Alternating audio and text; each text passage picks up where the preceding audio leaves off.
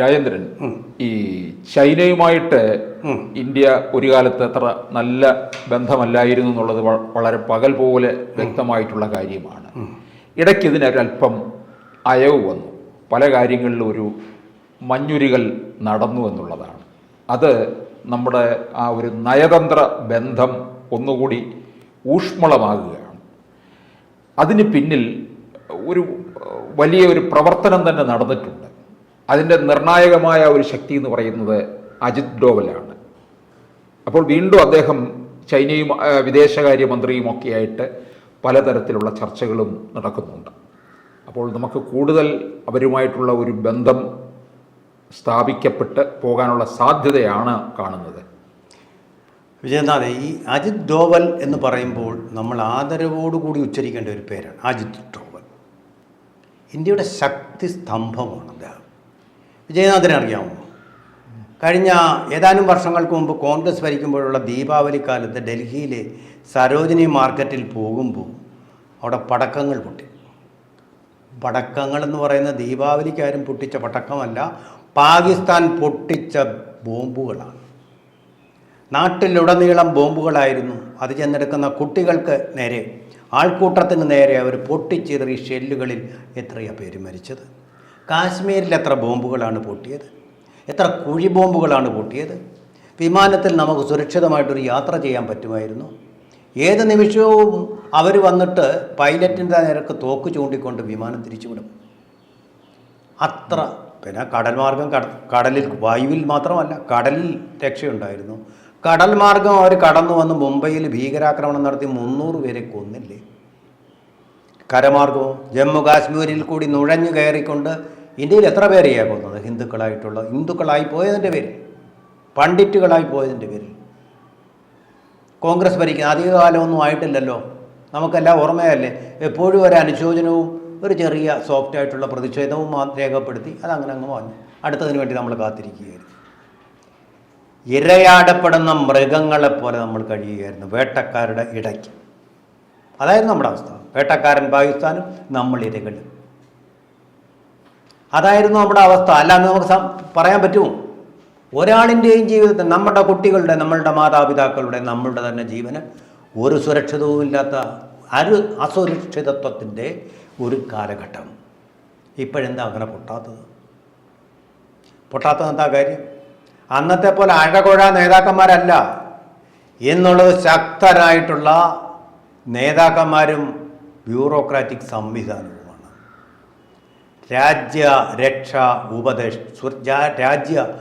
ദേശീയ സുരക്ഷാ ഉപദേഷ്ടാവാണ് അജിത് ഡോവൽ. അദ്ദേഹത്തിൻ്റെ കൃത്യം അദ്ദേഹം ഭംഗിയായി നിർവഹിക്കുന്നു. TN ശേഷൻ എങ്ങനെ തെരഞ്ഞെടുപ്പ് കമ്മീഷൻ്റെ കൃത്യം ചൊവ്വമണ്ണം നിർവഹിച്ചു, അതുപോലെ തന്നെ ഭംഗിയായി അദ്ദേഹം നിർവഹിക്കുമ്പോൾ രാജ്യത്തെ ജനങ്ങളായിട്ടുള്ള നമ്മൾ സുരക്ഷിതരാകുന്നു.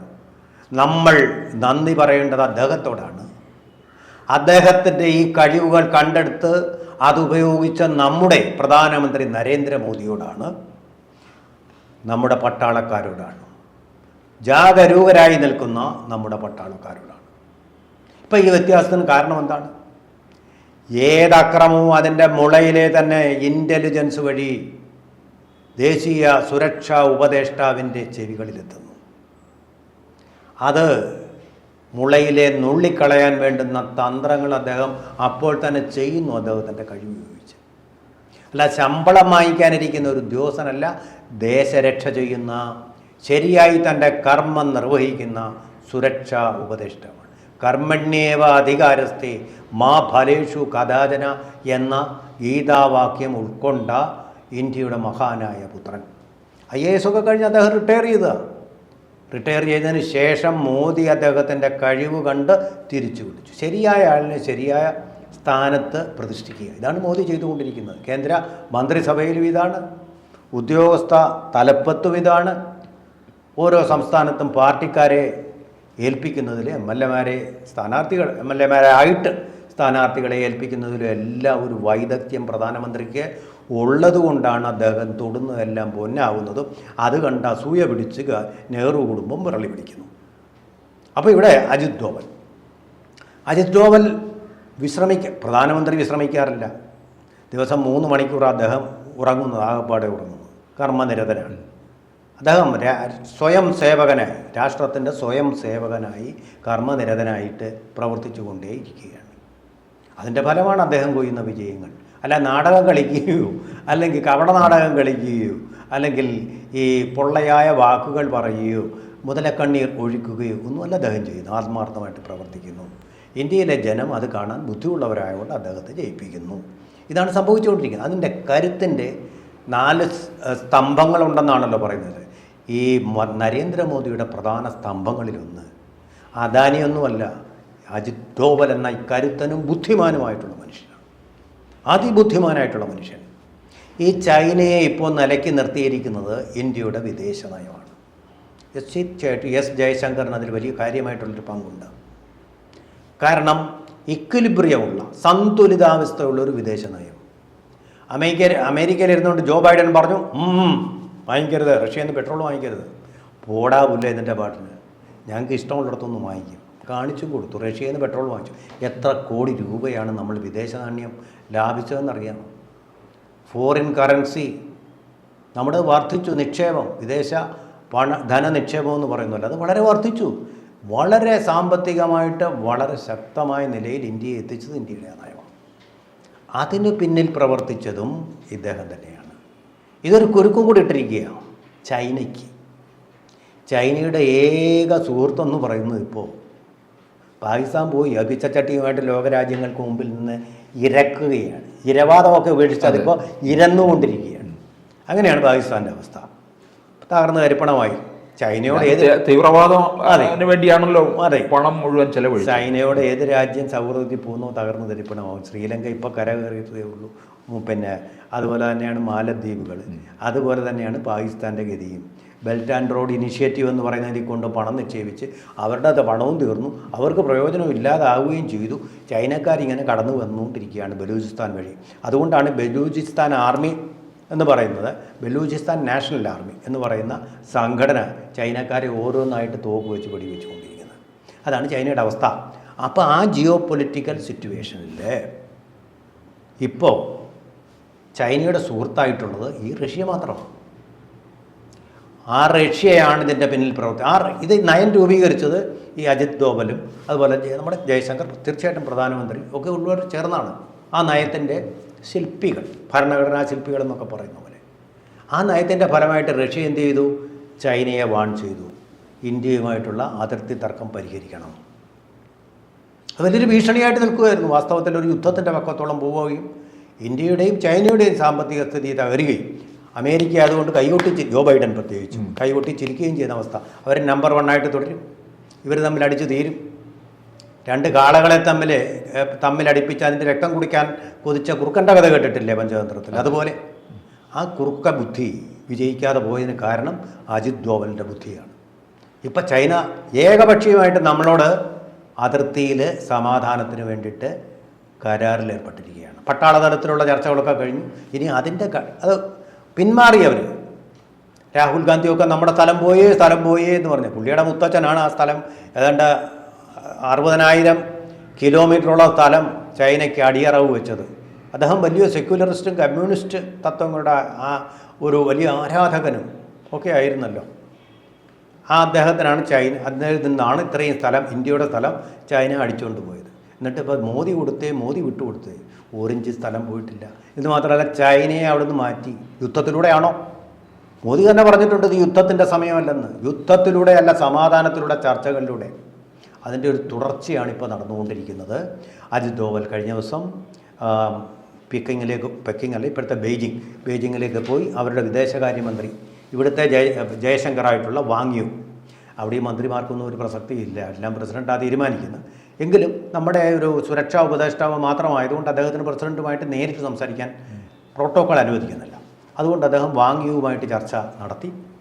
ആ ചർച്ച ഒരുപക്ഷെ വൈഡ് സ്പ്രെഡായിട്ടുള്ള ഒരു ബന്ധം ഇന്ത്യയും ചൈനയും തമ്മിൽ, സമഗ്ര സാമ്പത്തിക കരാറൊന്നും ഉണ്ടാകാൻ പോകുന്നില്ല UAE-യുമായിട്ടോ ബ്രിട്ടനുമായിട്ടോ ജർമ്മനിയുമായിട്ടോ ഉണ്ടായതുപോലെ.